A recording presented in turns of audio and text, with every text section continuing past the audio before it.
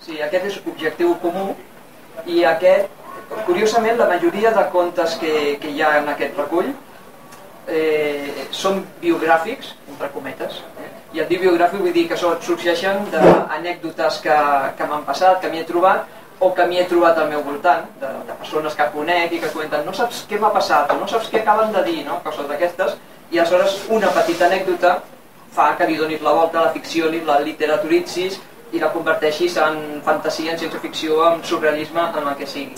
I concretament aquest no ho és, n'hi ha algun altre que tampoc, però concretament aquest, el d'objectiu comú, ve d'un exercici que vam voler fer amb una companya, que vam escriure a l'esbós d'una història des del començament fins al final, però tenim molt clar tot què passava. I era un joc d'aquests, d'un intent d'assassinar a X persona.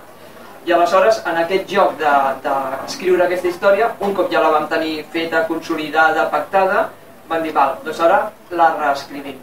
Tu agafes, el personatge era un matrimoni, tu agafes l'home, jo agafo la dona. I a partir d'aquí tornàvem a escriure la història des d'aquest punt de vista diferent. I aleshores, aquest és potser n'hi ha dos, si no recordo malament, que no vaig escriure per aquests motius que he dit abans, pel tema aquest de nen soldat, sinó que els vaig aprofitar, diguem-ho així, els tenia escrit i dic, mira, aquest parla de l'amor, per tant, parla de l'amor, expressa això, per tant, pot encabir-se perfectament aquí. I va ser el procés aquest del joc, de parlar d'una història que ja havíem treballat conjuntament des de dos punts de vista diferents. I aleshores aquesta és la que jo vaig fer.